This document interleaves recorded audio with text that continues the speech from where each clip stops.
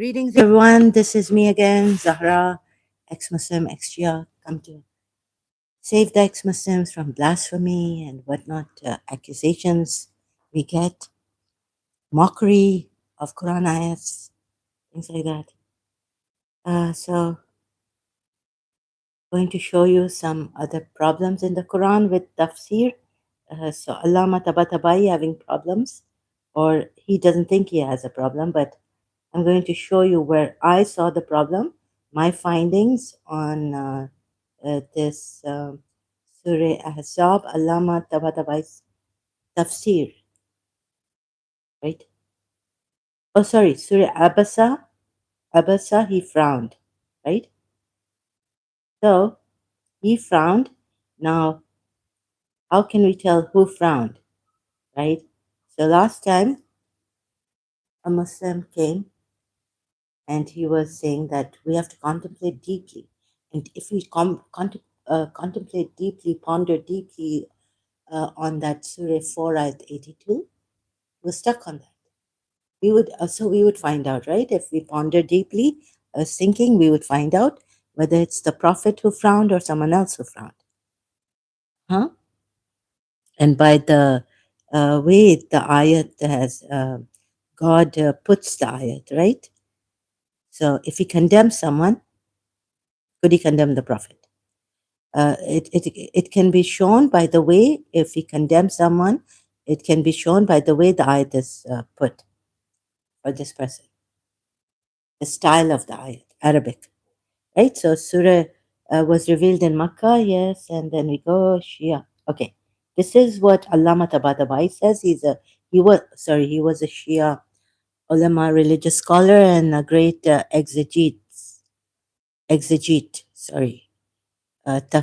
expert of the Quran. The Prophet frowned because of, no, let me start from here. So, the surah was revealed in Makkah and consists of 42 verses. Traditions from Sunni sources state that the opening verses of this chapter were revealed about a blind man called Ibn Maktum, who came in the presence of the Prophet while the Prophet was having a private conversation about Islam with some leaders of the Quraysh tribe. The Prophet frowned because of his intrusion, because of the blind man's intrusion. As a result, God reproached him with these verses.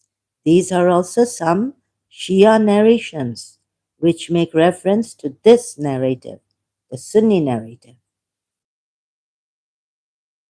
that the Prophet frowned.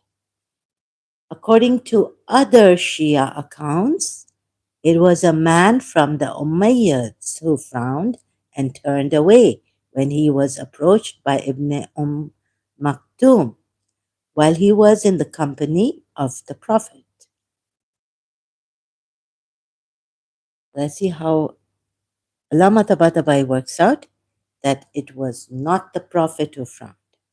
And I'm going to show you the problems in his working.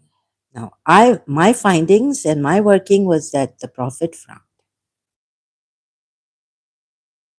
We will present a comprehensive analysis of these accounts, meaning when you understand the verses, then you give a comprehensive analysis of the verses, not your opinions or your views or your thinking. So well put, Allama Tabatabai, the Shia religious scholar and tafsir expert of his time. We will present, so I read this right? A comprehensive analysis of these accounts under our examination of narrations by God's will, right? In any case, the aim of this chapter is to reprimand those who prefer the affluent and wealthy over the weak and humble believers, those who elevate the people of this world and degrade the people of the hereafter. The chapter then talks about the frailty of human creation, that, of course, God says, I've created humans weak. He has created humans weak. And yet, when we say this or something, when we laugh at, like take it lightly, like just laughing off or something, they say, no, you are mocking. So if Allah didn't want us or anyone else to mock at his absurd ayats, right? The absurdity of some ayats, then he shouldn't have mocked at others and used Abraham to mock at the idols of the idol worshippers. This also. Despite all this, they are ungrateful to the Lord's blessing and all this. Anyways, ungrateful. Despite this, despite being weak, so who has created human beings? And there's an ayat that says Allah created human beings weak. Humans weak, right? It's also that. Anyways, this is out of topic. But for this whole ayat. However, I'm not reading the whole surah, sorry, not the whole ayat, of the whole surah. So here, Allah says he frowned and turned away. That is, he scowled, contracted his face, and turned his back, says Allama Tabatabai. Then the second verse, because uh, s- uh, the blind man approached him. Because the blind man approached him, this verse explains the cause of the above frowning. Now, 3 and 4 verses of Surah Abasa, Surah 80. And how do you know? Maybe he would purify himself or take admonition, and the admonition would benefit him, right? So here we have all this. He frowned, turned away from the blind who came near him, while he did not know that the blind man may purify himself by good action. Fourth verse, the person who came in need as a blind man who lacked eyesight, right? Now, assuming that the verses are about the Prophet, this is the tafsir now, right? Of Allama Tabatabai. Assuming that the verses are about the Prophet, some have said that he is initially mentioned in the third person to venerate him, because the expression suggests that the one who frowned, the expression of the ayats suggests that the one who frowned and turned away cannot be the Prophet, right? Cannot be the Prophet. That is, such an act can never issue from the like of his personality. Problem. You see in Surah 33, Ayat 37, not only what my findings were against the Prophet, but also the exegetes' findings, right? And also the narrations about this ayat that the Prophet should not have told. Even I think the Sunnis give the fourth Imam's uh, tafsir on that ayat, Surah 33, ayat 37. And they moreover say that the Prophet who forbade Zaid to give divorce to his wife should not have done that. And he fell short because then it was thwarting. And also, before that, he feared the people. Now, how Allama Tabatabai explains, he feared the people in Surah 33 and 37. We're going to go there later, right? And see. So he feared the people. Allama Tabatabai defends Prophet Muhammad. And how he defends Prophet Muhammad. Oh. So this, anyways, then we can see that this is, okay, let's go ahead, right? Expression suggests that one who frowned and turned away cannot be the Prophet. That is, such an act can never issue from the like of his personality. Surah Tahrim, I've shown my findings. Why can't it? And there's another ayat. If he were to fabricate anything against us, Allah says, we would grab him by his right hand and cut off his aorta, right? So if there was a possibility, he Allah would do this, and no one can stop Allah from doing that. So, how does Allah express that for a true prophet? But yet, He gives the possibility that if this prophet were to fabricate, and we'll go to Allama Tabatabai tafsir there too. Then the verses, but now for this Surah Azab ayats, oh sorry, Surah Abbas ayats, Surah 80 ayats, tafsir. Then the verses shift to the second person. Again, for veneration. Again, for veneration, since they show kindness and proximity after the initial inattention and distance. So, however, this view is not compatible with the next verses. But for the one who is self sufficient, you attend to him, because the reproval there is more severe than in the verse he frowned and turned away. Moreover, there's certainly no sense of kindness or proximity in verses Surah 80, ayats 5 to 6, despite being in the second person. Surah 80, ayat 5. But as for one who is self sufficient, istaghna from istaghna, right? Someone who is self sufficient means one who is given to affluence and has donned wealth as a garment. Okay, so what happens here? Prominent answer. So it cannot be for the prophet. Anything else here? It cannot be for the prophet because it has these expressions, right? Anyways, you understood. I understood the gist of it, right? If I can explain this, that the veneration, however, he admonishes, taking admonition, which means heeding and paying attention to truth. No, no, not this one for the prophet version. So please bear with me as this is a little difficult for me to explain. But as we go on, I think it'll get easier for you to understand and for me to explain. Assuming that the verses are about the prophet.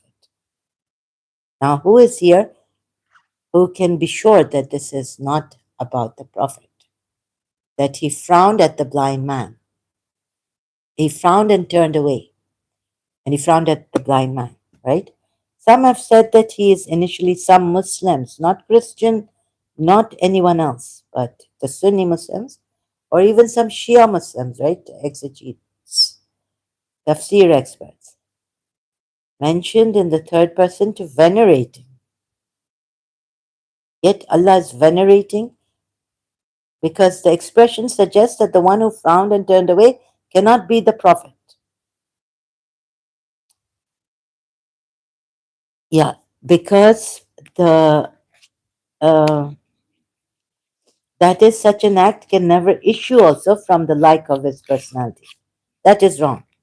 Then the verse shift to the second person again for veneration, deep respect. It's like comes to worship, since they show kindness and proximity after the initial inattention and distance.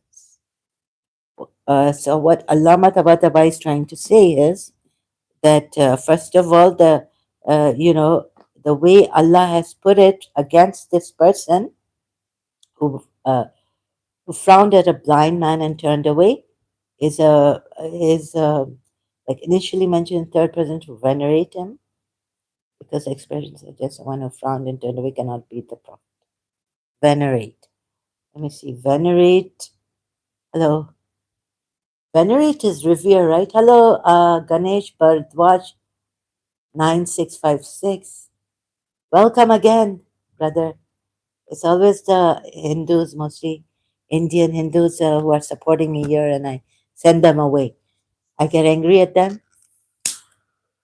But brother Ganesh comes here to just, gives a thumbs up and support for support. Really appreciate this. I cannot say how much I appreciate it. Okay, venerate. Yeah. So it is a venerate. It's not to insult, but to. Hmm. holding someone or something in deep respect, reverence, or high esteem, right? Yet the tone is of veneration, mentioned in the third person to venerate him. Who? The blind man or the one who frowned? Can't be the one who frowned at him and turned away, right? So, because the expression suggests that the one who frowned and turned away cannot be the prophet. Oh, to venerate the blind man, right? And to uh, admonish the person who frowned and turned away. Now, since Allah has disapproved of this person's act, right? So the prophet can fall short of his being a prophet at times, right? Or going against Allah, like Yunus in the Quran ayat, he got angry and went away. Huh? Did not wait for the command of Allah. Allah had also told him to warn the people of his town or the people of the town.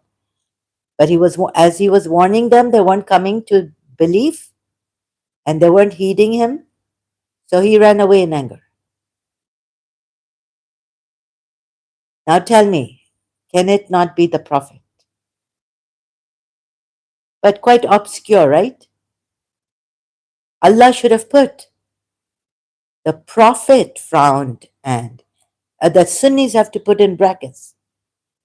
Some Shias, here I didn't know that, but Akamedi Puya says that some Shias take the same narration as the Sunnis, that the prophet frowned. Some don't. Okay? So this is the problem in this. Now, the Muslims coming here and blaming us for lying, for distorting the Quran ayats, distorting its meanings, lying against the Quran ayats, accusing us of so many things, and not deeply. You have not deeply contemplated, pondered over the Quran ayats. My goodness. Because I said, Allah gives us the right to ponder over the Quran and see if there are contradictions. So in the first instance, he failed, saying that it's of the past, had they pondered. And then I said, but there's Allah is saying to ponder. So the right, that is everlasting, right? That is continuous for everyone to ponder over the Quran, not for that time. Then he lost there, but he didn't say anything. Like, come on, be human, right? Look at this. I have just made food for myself. My condition is bad.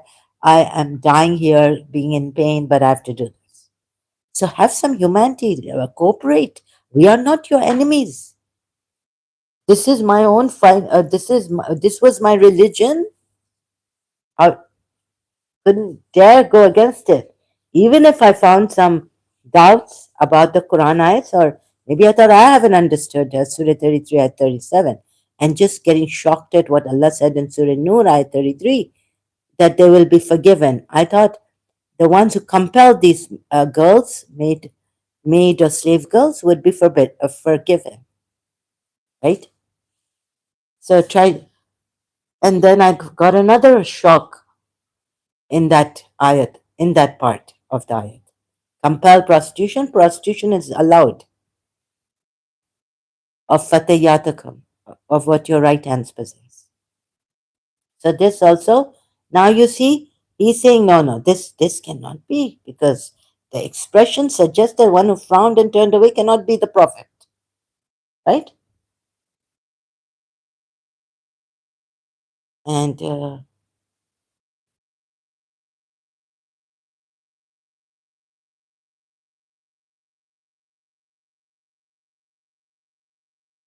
there's a kind of a rebuke against that one who the person who frowned at the blind man and turned away. Rebuke the person directly, right?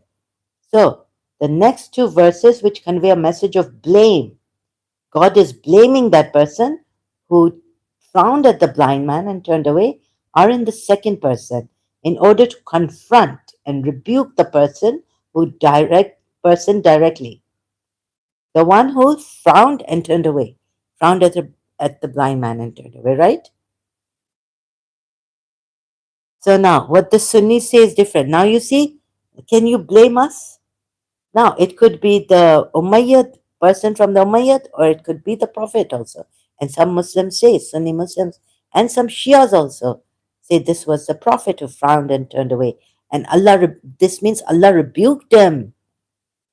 Allah blamed him for doing that and admonished him, was admonishing him like this, strictly. So then we go to Surah, again, Allama Tabatabai's tafsir on Surah 33, Ayat 37. Right, brother?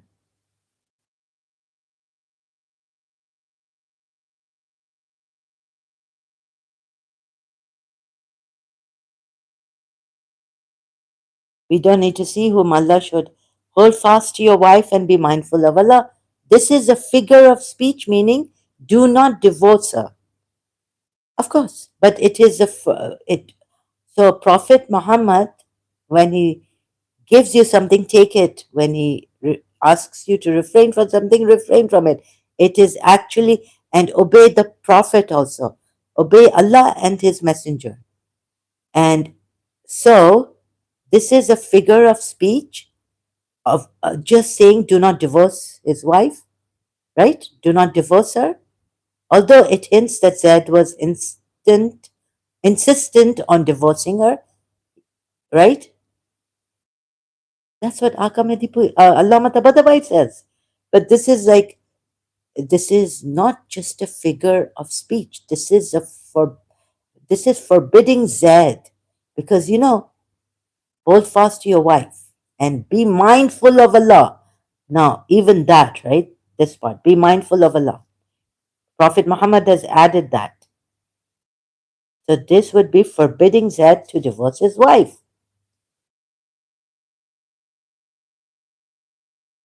right? Prophet forbidding Zaid to divorce his wife, but see how Allama Tabatabai just, doesn't. Let's see. You now he goes to you concealed inside yourself what Allah would bring to light, and you feared the people, right? My goodness.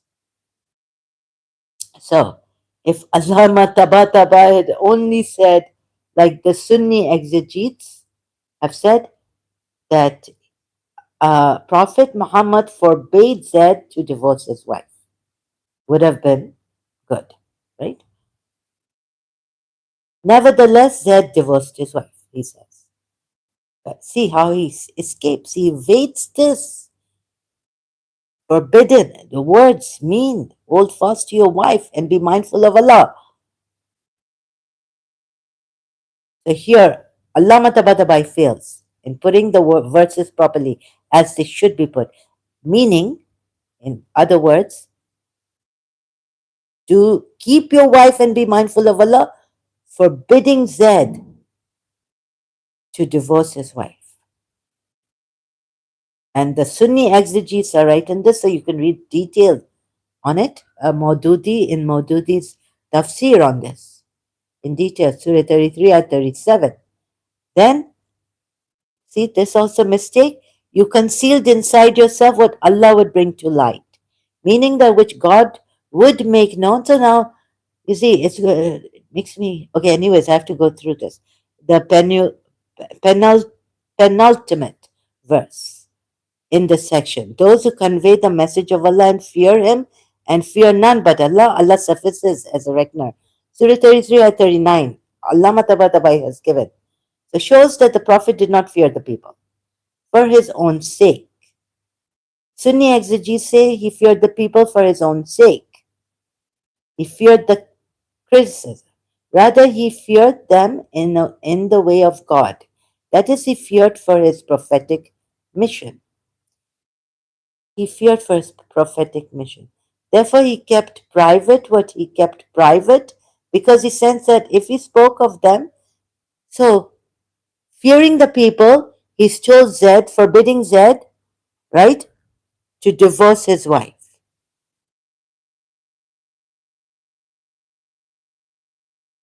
Of course, Naim, the poet, Naim says fearing and loving God comes first. Yes, not fearing the people, right? If you don't fear God, then anything goes. Right, very true. So, but here the verse says the prophet feared the people. That's why he told Zed, in fact, he ordered Zed, commanded Zed, not to divorce his wife and be mindful of Allah. Right? So, do you get my point to name the poet? Here. Therefore, he kept private, not fearing. He was fearing, he feared in the way of God. But Allah says, you feared the people, not that you feared. Allah Himself is saying, name the poet. Concentrate, pay attention. What is the ayah saying? What is the ayah saying? Huh? Who did he fear? Who did the prophet fear?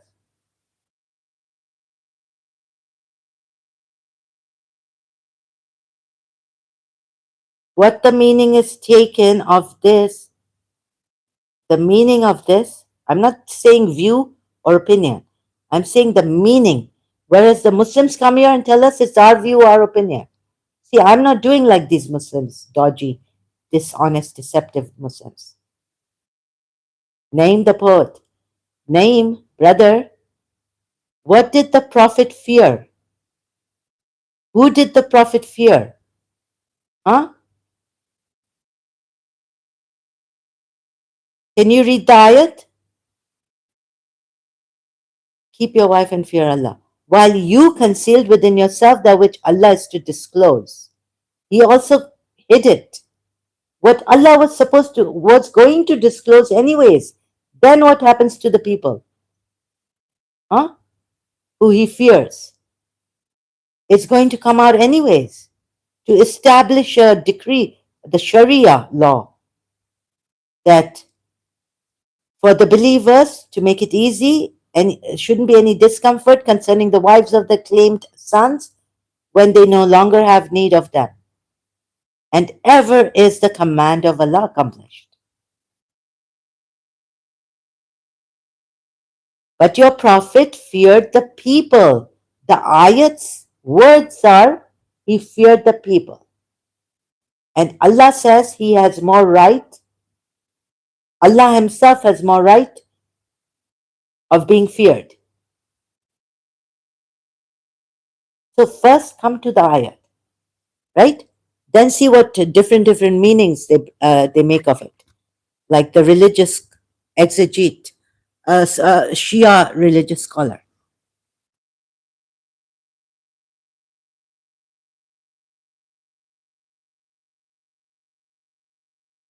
You see, when Moses feared, Allah didn't say, you feared when you should fear me.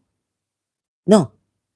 Moses had this fear when the jadugars, the black magicians, snakes were swallowing up, which,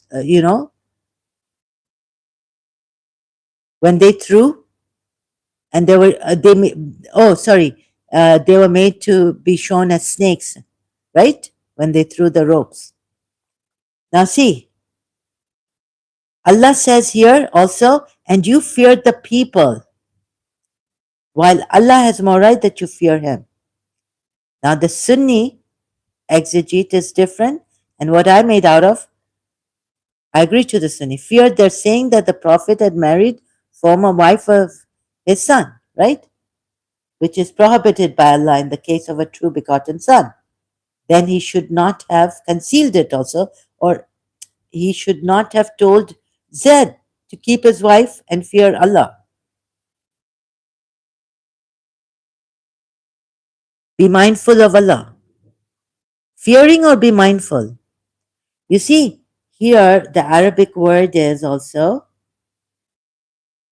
there are two fears. When Prophet Muhammad tells Zaid, keep to yourself your wife, zawja, and fear. Be mindful of Allah.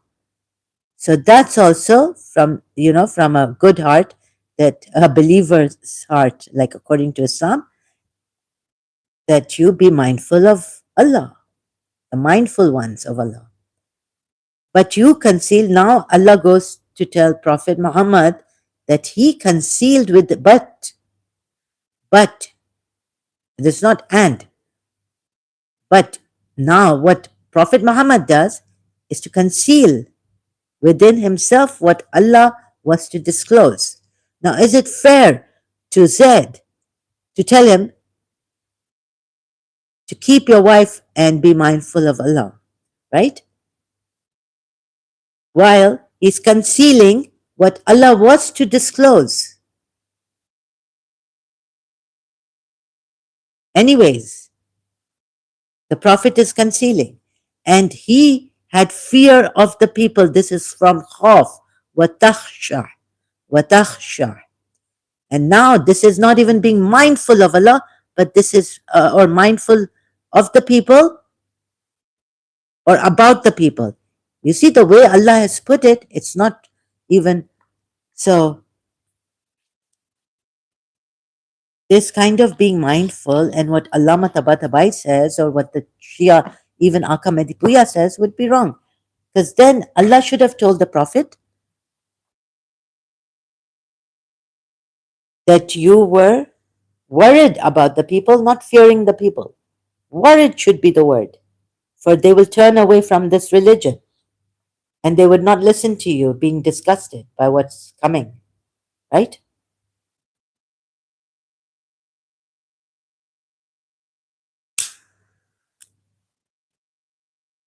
Being worried for the people, not fearing the people. So Allah has put that the Prophet feared the people, while Allah has more right that you should fear him.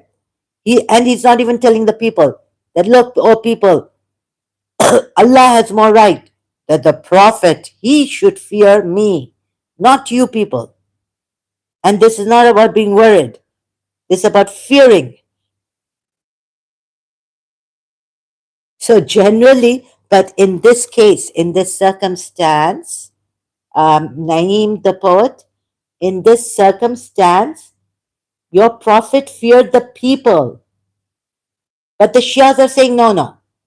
The reason why he didn't really fear the people, for himself, he feared that they will turn away, and thus lying to, concealing something and telling Zaid, the poor Zaid, putting him in the dark to keep his wife also, and be mindful of Allah. He shouldn't have said, be mindful of Allah then. And he shouldn't even have said, the Sunni exegetes agree with me. He should have kept quiet. When Zaid came to him to say, he's kept Zaid in the dark. So, no, not in this case the way you have put it. No, Mr. Naeem.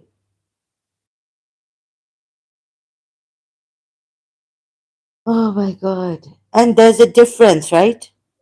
Mr. Naeem, the poet, fearing and loving God comes first. Fearing is a different thing, loving is a different thing. Being in awe of God is a different thing. Which one do you mean? Being scared of God? Being in awe of God? Fear? Which one? Be mindful of God or be in khawf? Be muttaqi or be in khawf of Allah? That's not love. Or be in khawf of Allah. That's not love. Right? That's not love. If you fear someone, you don't love them. Sorry, miss, I just came back. I missed what you said. I'm sorry that you missed it. I can't repeat it for you. Right? You should have been here. That's very rude. I apologize, but I can't repeat that. Oh, God. So this is for, okay. Do you understand? I'm a little bit tired and, okay. You went where? Did you have to go to the bathroom? So fearing and loving are two different things, first of all. He was in awe of Allah, being in awe of Allah, loving Him, honoring Him. Love, and when you love someone, you don't fear them. Fear goes out. Bible verse says, "True love casteth out all fear, all fears." I'm sorry, you got it wrong. And by the way, in this Surah 33 at 30, you don't have to repeat, Miss. Carry on, please. Thank you, sir. Thank you very much. So, now in this circumstance, fearing your prophet has feared the people, right? Got the wordings of the verse here, ayat? Allah now turns to the prophet and says, you fear, and you feared the people, meaning, while Allah has more right, of course, meaning, and it's written like that, you fear. But the way, I've just feared the people, right? While and you fear the people. You fear the people, while Allah has more right that you should fear Him. So when ended Zaid from her? See, now Zaid didn't even listen, right? To the Prophet's orders. It's order to the Prophet. You have to obey the Prophet. When he tells you something, you have to obey. It's a command. So this also, take into all this into consideration for this, and then we go to tafsir, right? Surah 33, ayat 37. Where was I? Shows that the Prophet did not fear the people for his own sake. Nevertheless, Allama Tabatabai, he feared the people. Why should he fear the people? For anything. When Allah has to establish something, there could be many critics, right? Why should he fear the people? When Allah was telling them to fight, why? He didn't fear any person there, right? Any people. How should I put it for you? So it shows that the Prophet did not fear the people for his own sake, but the Sunni exegetes say he feared the people for his own sake. They thought, oh, now if he hadn't said this, right, to Zed, like he now we have to go to the Sunni exegetes. So he feared the people, concealing in his heart what Allah was to reveal and tell Zed to divorce, and Zed divorced his wife. Prophet Muhammad forbidding Zed to divorce his wife. This is the figure of expression. Of course, the Prophet feared the people won't listen. That's a normal human fear. Uh,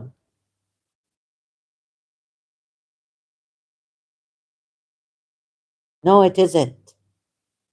It isn't. Not what the Sunni exegetes say. They disagree with you. Name the poet.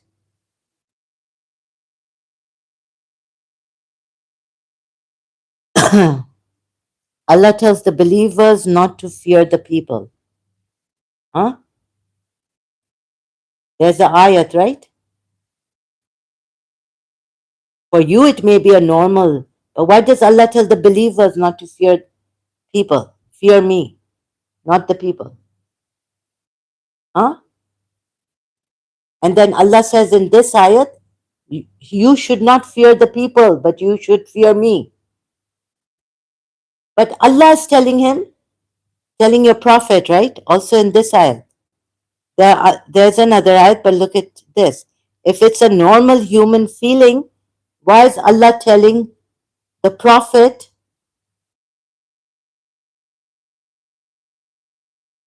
that he has more right, that he should be feared rather than the people? Huh? Name the poet. But you see what you people are saying, and see what Allah is telling the prophet here. Not to fear the people for worshipping Allah alone. Put it right. Your Not to fear the people for worshipping Allah alone. Yeah, yeah, that's an ayat. Yes, Miss, I'm listening. Very. Thank you for listening. Thank you so much, Naeem. I'm not someone. I'm not your enemy. I care for the Muslims. I want them to see this, my findings as a Shia, and I left my religion and my sect, all that, right? Because what I found in the Quran ayats were contradictions, errors, unjustifiable verses, absurd verses, and unjustifiable verses against polytheists, and how Allah has put it absurdly against the polytheists, giving absurd reasons, contradicting Himself in many places. So that's the reason why. Okay? Now, if you want to learn and come together here, you're most welcome. And thank you for listening. Really appreciate this. Yes, I think there's a verse, but thank you for reminding me not to fear the people for worshipping Allah alone. Yes. But you see, Allah says here to the Prophet, you worshipped, oh, sorry, you feared the people, while Allah has more right that you fear Him, right? Because you said, of course, the Prophet Muhammad feared the people won't listen. That's a normal human fear. Shiaism is another belief in itself. That's another topic. No, I'm showing because no, it's a belief in the Quran ayats, tafsir. So you don't put it like this. How are you putting it? You see, then you are kind of a dishonest person here. You see your dishonesty. I'm sorry, I have to point something out. You're being polite, but at the same time, you're being very dishonest, right? You have said here, of course, the Prophet Muhammad feared that the people won't listen. That's a normal human fear. But Allah doesn't want him to have that normal human fear, right? Does Allah want him to have that? Does Allah say it's okay? Yes, it's a normal human fear. I understand. You should fear the people. Huh?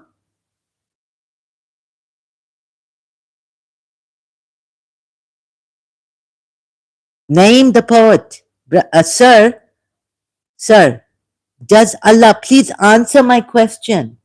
Please answer my question. Don't go here and there. I'm doing Shia tafsir on the Quran, not your opinion about Shia Islam, right? I don't want your opinion. How you take Shia Islam to be, or how you believe Shia Islam to be. Okay, now refrain from giving your opinions right now. It's not valid, it's not necessary, also. It's not even important at all. Mr. Naeem, who do you think you are? Sorry, Shia Tafsir. I'm Sunni, miss. You're Sunni? No, no, no. Who do you think you are? With all respect. But be honest. Don't show this because I'll see your respect as a deception. You're not being respectful. You're being sneakingly disrespectful. Now you said, come here again. Of course, the Prophet Muhammad feared, and I'm going to put this. Wait a minute, chat filters. No, community moderation. Please go slow, right? Yes, I would appreciate respect and also, so your Shia tafsir experts say that Prophet Muhammad shouldn't have feared the people. For his own sake, he feared the people.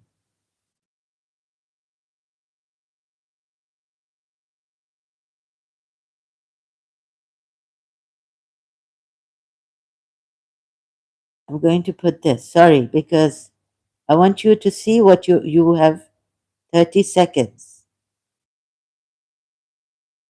or 20 seconds. Yeah, I'll just, okay, for this live stream. Let's go slow again. You said here,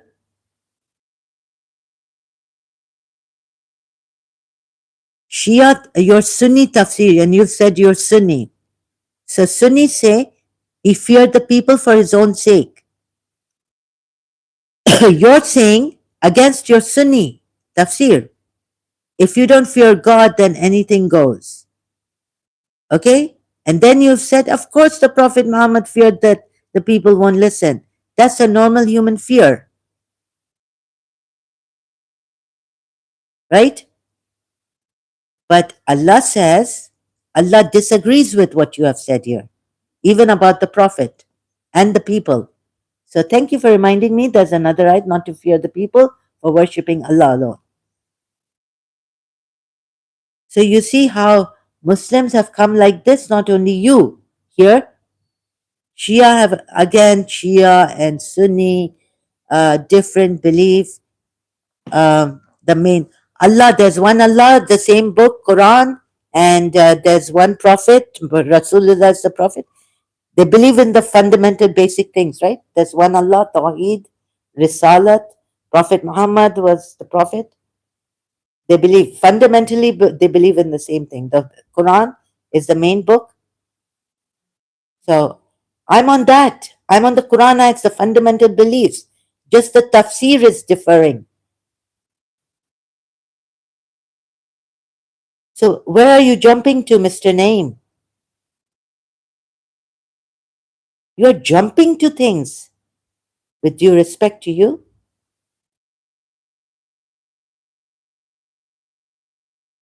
that are not necessary right now. Okay? And since you said you are a Sunni, right? I am Sunni, miss, right? Sir, you said you are Sunni. All prophets and messengers of God feared that the people might call them as liars. They did. Uh, in this circumstance, God Himself is saying not to fear the people. God has more right that you should fear Him, not the people.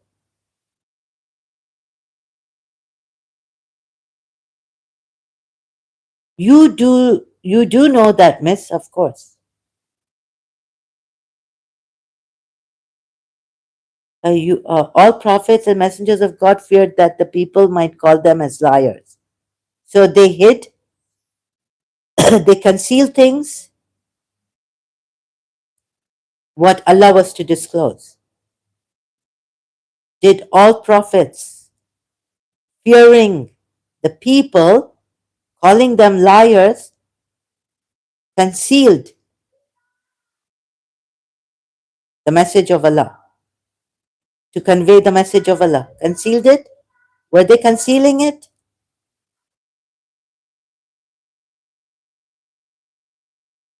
Yes or no? Please give me an answer on my question.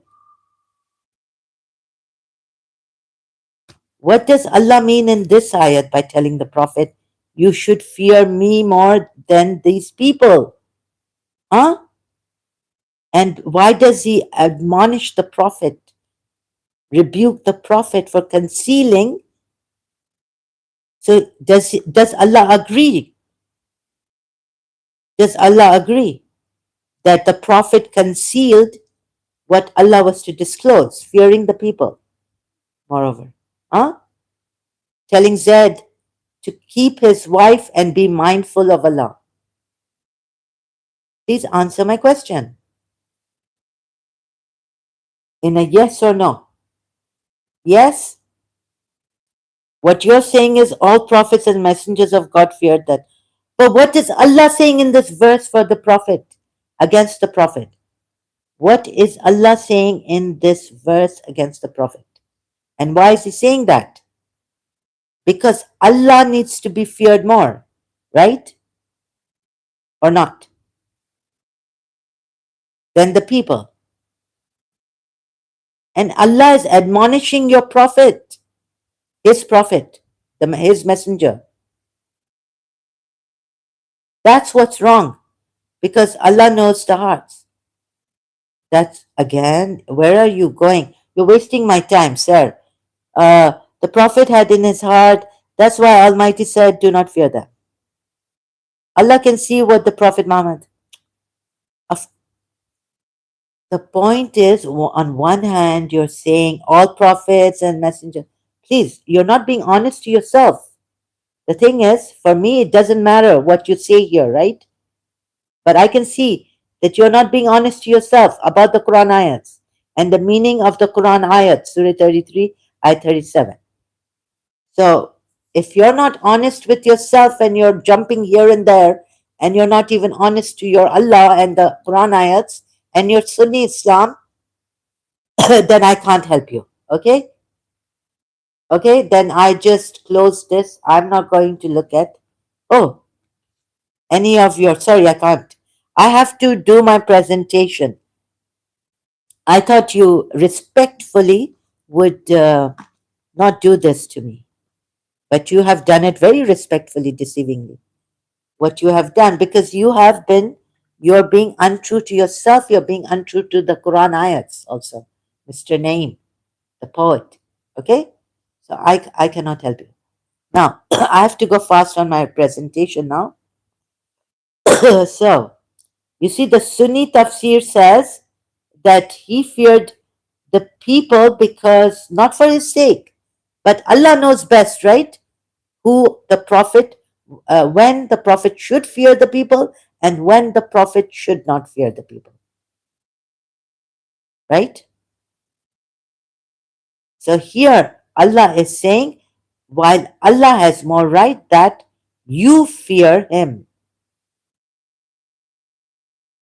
So when, yeah, so this, you see, and Allama Tabatabai on this, Surah 33, this part, tafsir. Bring it. How much have I searched? Sorry. Huh? So this says, fear none but Allah. Allah suffices as gives the Surah 33 at 39. Right? Those who convey the message of Allah and fear Him and fear none but Allah. The he you see what he's saying is out of his own mind. Carry on, please. Of course I'm carrying on, Mr. Naim, but you're saying it from your own mind, and all this, the Sunni Muslims and the Shia Muslims come here and they blame us, accuse the ex-Muslims. But of course I will carry on, and I'm carrying on. So what about this? In Surah 33 ayat 39, Allah says, those who convey the message of Allah and fear Him and fear none but Allah. Meaning the Prophet should not have feared even the people, for what Shia, Allama Tabatabai's tafsir is, for not for his sake. Right? Doesn't he know that Allah knows better than the Prophet? Now again you've come to Sunni Shia.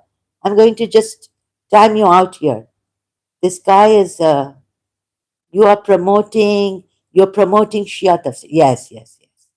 According to you, why lie so much against us? Out of respect, I put you on timeout now, right? 10 minutes time. No, no, I'm not promoting Shia tafsir. I'm criticizing Shia tafsir. Critically looking at Allama Tabatabai, saying, Allama Tabatabai, look at this guy, my goodness. Right? Look at this Muslim. I'm criticizing, he doesn't even comprehend, understand that I'm criticizing. Again, Sunnis do not accept the Shia tafsir. You're promoting Shia tafsir by criticizing Allama Tabatabai's tafsir, Allama Tabatabai's tafsir on Surah 33, ayat 37, this part of fear and all this. I am promoting, according to Mr. Naim. What kind of Muslims are you? Naim the poet. You see? I'm criticizing the Shia tafsir, troll, liars, what not, my God, they have no shame. Whether you are Shia, Sakla and Heather type, excuse me. Okay, I'm going to continue. How many times have you said continue and then you're giving your own nonsense here? Lies against me. Huh? Stop lying. I'm going to report all these things. Report.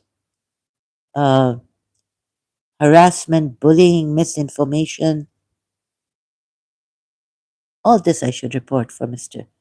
Anyways, I don't want to. So the Shias also look at this, right? Tafsir shows that the Prophet did not fear the people for his own sake. Now, Allah should know, right? And he should know what Allah wants him to fear. When Allah would disclose this all afterwards, soon after, why did the Prophet have to fear what the Shia say? Allama Tabatabai says, for not for his own sake. Even not for his own sake, but Allah was going to disclose it. So he's a prophet has erred here. Erred. You see his ignorance or what? Oh my God. So I saw it against my Shia tafsir also, right? And that's why this is one of the reasons why, many reasons, but this is one of the reasons why I left Islam. Shia Islam and Sunni Islam both. You see this, then, is not a blameworthy sort of fear. Moreover, it seems like Mr. Name, the poet, you seem like to be a hidden, this Mr. Name seems to be like a hidden Shia, right? Needs to distract me from my presentation. Now, look at this. I'm criticizing. Do you know what I'm doing? Therefore, he kept private what he kept private because he sensed that if he spoke of them, the people would rebuke him. But you know about it, what's going to happen. Why are you telling the divorce is going to take place anyways? God would tell Zaid to divorce his wife so that Allah can make it accomplish what he needs to be accomplished here. Was that to make it easy for the believers to marry the divorced adopted sons' wives?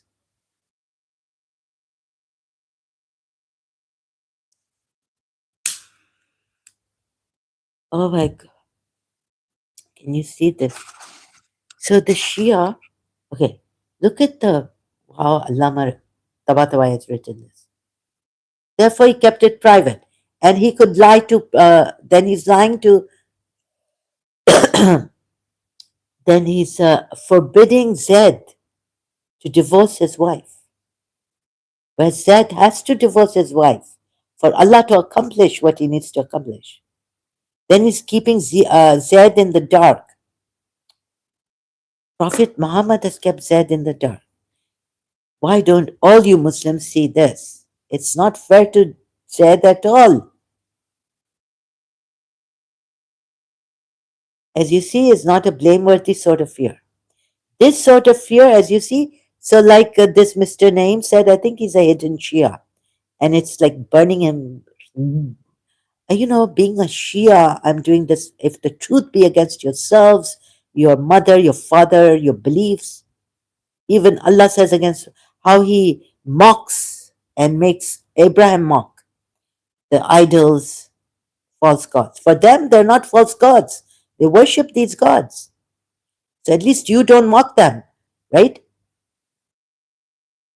If you don't want, even if you're Allah, if you don't want these people to mock your religion and ayats, don't mock their religion. Do it in a most with integrity, without mocking, seriousness, soberness. Give them the style, also the example, and teach them how to tell the polytheists that your gods are false. We give evidence here.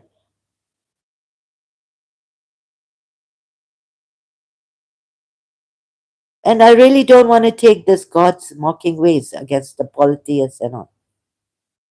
Not that this one is a dog and is You don't give these examples so your Muslims learn to say these things. And he pants and he pants and he lolls his tongue.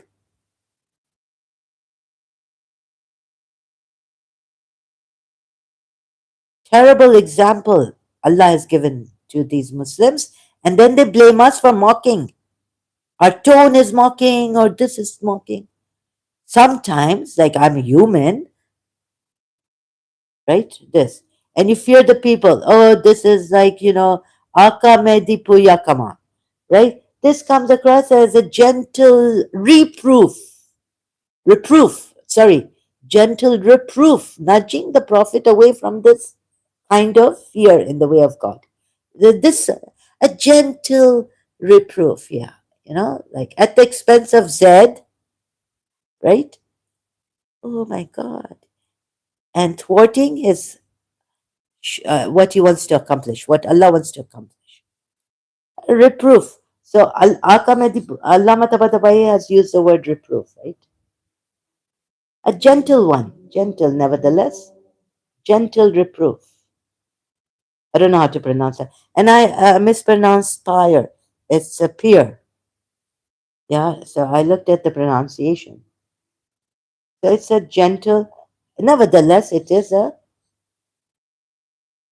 expression of blame or disapproval. All that Allah Tabatabai said, finally, thank God, gentle expression of blame or disapproval, like the Sunni exegetes say. Nevertheless, it is a reproof, right? Let's see how it is pronounced by the British. Sorry, if you're, I hope it's not going to be very loud, but you can turn off your, uh, you know, the sound or lower the volume of your device where you're listening from. Reproof. Reproof, right? Reproof, yes. Reproof. A gentle blame or disapproval.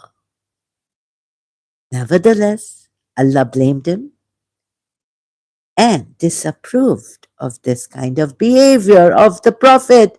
So, are you going to listen to Mr. Naeem or are you going to listen to what your Sunni exegetes even have said this? And Shia.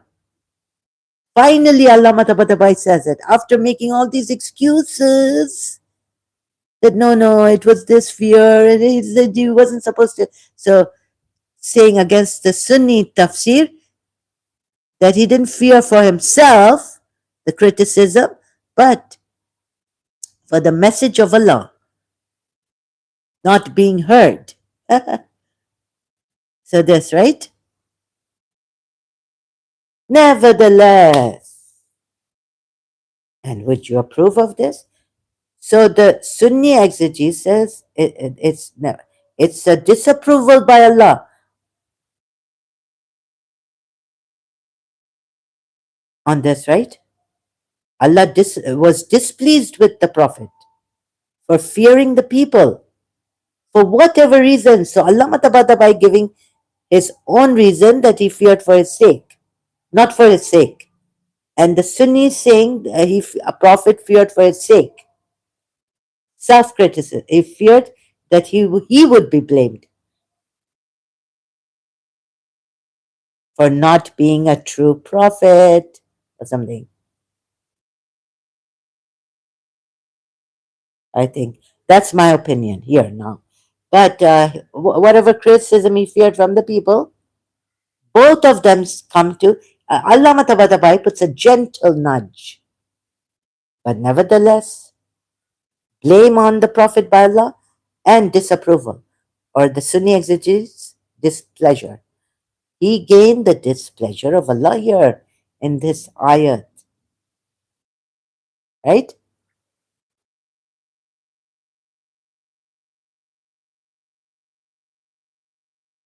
Did you time? Yes, I timed you out. I even said it. I'm timing you out. Sharing my views as Sunni, my respected lady. Huh. You know what? Instead of respecting me so much, saying it in words and not meaning it, I think you should respect your Sunni religious scholars' exegesis on this. Carry on. I have carried on. Thank you for your heart. But, are you supposed to love the apostates? You, there's no humanity in Islam for the apostates and the disbelievers and the polytheists. So, thank you for coming back, but please now don't distract me on this and respect your Sunni exegesis. Say Allah was displeased with the Prophet for fearing the people for his sake, fearing the criticism, fearing the people. Okay, can you do that for me, Mr. Naim? And can you not blame me, lying against me, that I'm promoting Shia tafsir when I'm criticizing Shia tafsir? How can I be promoting Shia tafsir? Okay, so this also. So finally, Allama Tabatabai says it. Thank you. You're very interested in my live streams, it seems. Even though you accuse me falsely, false accusations on me. Don't worry, I have done the Sunni tafsir on this, and it doesn't go with what you have said about this ayat for the Prophet. Right? So respect sincerely, have some sincere, honest respect for your Sunni exegetes on this ayat. Now, yes, because you lied against me, I had to time you out, and you distracted me. I'm not promoting Shia tafsir. I'm criticizing it.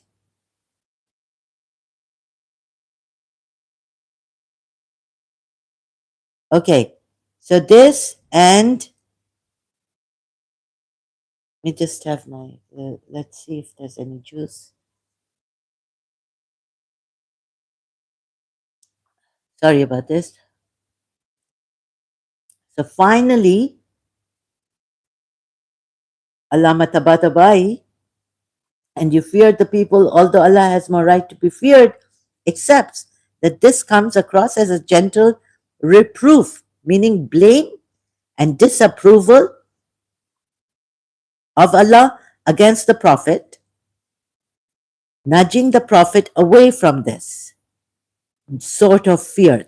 Even this sort of fear, that he feared the people for religion's sake, right? Not for his sake. Ah, so you see,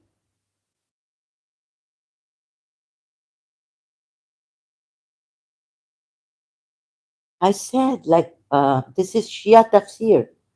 Allama Tabatabai. Read about him. He was a Shia religious scholar and a very eminent tafsir expert of the Quran. Okay, my mistake. Ibn Qatir is not Shia. See, you don't know about Shiaism. Yes, I said that you're promoting Shia tafsir. You were the Allama you mentioned.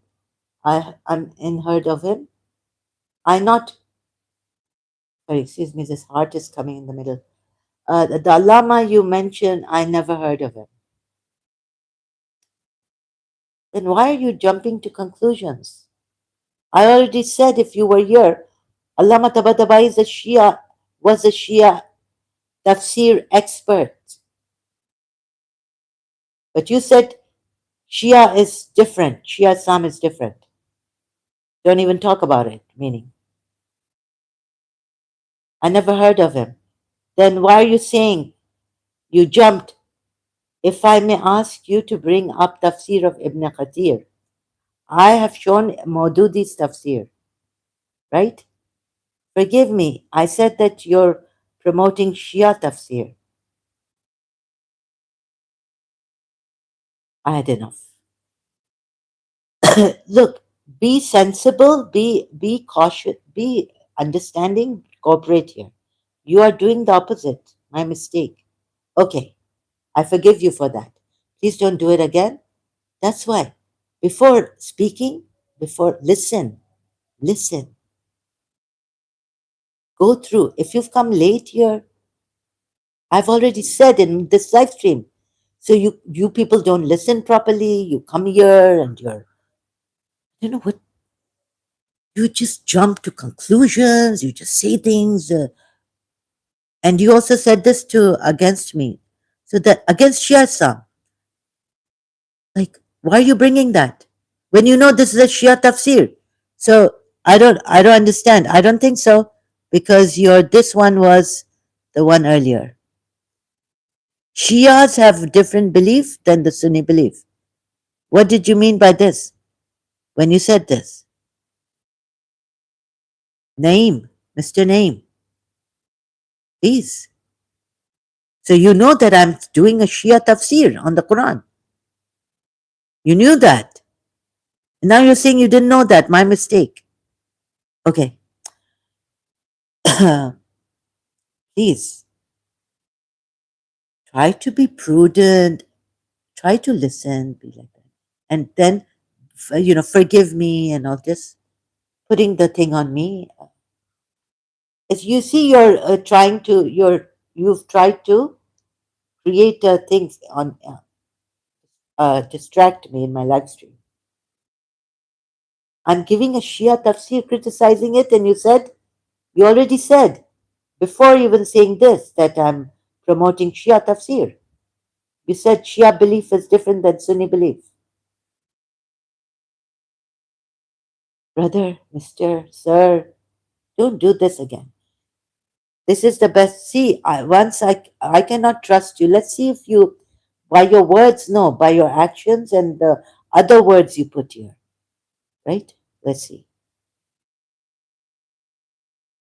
So this is the best evidence that God was one who ordained that Mary, the wife of Zed. Now you want me to go to Ibn Qatir's tafsir. I've already said I'm on the Shia tafsir right now. I've already done Ibn Qatir, Maududi, Allama Alusi's tafsir on Surah 33, Ayah 37. I'm on the criticizing Allama Tabatabai,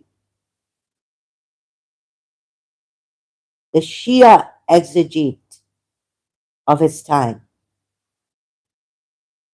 Okay? You have a problem? This, you have a problem. I'm showing a Shia belief that you can ask from dead. I have to time you out again. Stay on the topic. Be just saying you're respectful. Forgive me. I'm going to time you out again for 30 minutes. That's it. Now, the third time you come here and you don't stay on the topic, I'm going to ban you.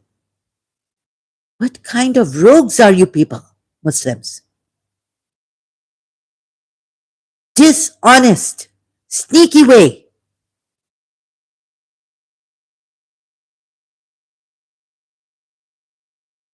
See, Allah here says in Surah 5, Ayat 67 also, Allah Matabatabai, the Shia. I don't have to all the time say Shia exegete. Exegete. So please get it once. O Prophet, convey what has been revealed to you from your Lord, and Allah will protect you from the people. Look at how these people come, these Muslims. I've had enough. These rogues you accept in your religion, these clever on your face saying, deceptive on your face saying, they respect you, and unstoppable nonsense going on, rogues. Sorry, I have to shout, raise my voice here. Again, coming to the point of Shia Sunni. Sick like Saklan Heather the Shia. Had enough. No, I'm criticizing Shia tafsir here and showing people Sunnis already what Sunnis already know and what I've already shown, right? On Surah Abbas I started when your Sunni, your Shias, your Muslims come here blaming us, ex-Muslims, for making money and how cleverly you put things here. Cunning ways, your skillful, calculating ways. Khuda ki lanat, at least from your religion, what you believe in, I'm saying. नहीं पड़ती है तुम लोग चालाक लोगों में पे मुसलमानों पे इतने चालाक लोग हो तुम लोग have no regard my condition I spoke about in earlier on in this live stream. Please bear with me if you can. I keep saying that. तुम लोग कैसे लोग हो जूस से बतर हो जूस को हेट करते हो बेचारे शुक्र है Jasim brother al Juredi what's his last name if I forgotten सही कह रहा है कि हम अरब्स का फॉल्ट है I mean salutations to his honesty. Arab Zionist silences entire the problem. You know the Arab look what he says. Jassim Al Juredi, is it? He's on X platform. He came on Goldie Ghamari's live stream. He's one of our Arabs, Emirati, right? Or Bahrain, where an Arab, but he also like defends and stands with Emirat. I love this brother. May God bless him so much. I respect him so much. The bichare Jews, poor Jews, I'm not afraid to say. I cried on this. Literally, my tears have become dry now. My heart has become dry. But on this, Gal Gadget's sends message, I cried. You see how these Muslims come? I can't take it. I'm going to come again later on after Isha prayer when it is finished in the mosque because there's a loudspeaker and it kind of distracts me and it's not nice, you know. So I let the azan go. I was talking while the azan. I'm sorry about this. Uh, don't mean to disrespect, but you know, I can't. My health and all this, I'm restless, and after making my food, also, it's been difficult. Arab Zionist silences entire room of Jew haters at the United Nations. I mean, he doesn't say what he says is whose fault is it? We we took their land. We were silent when they were being, in the Holocaust, tortured, massacred, tortured to no extent. Jassim, my brother, I'm proud to have a Arab brother like Jassim. Look at these Muslims. So thank you. This is like an ointment healing.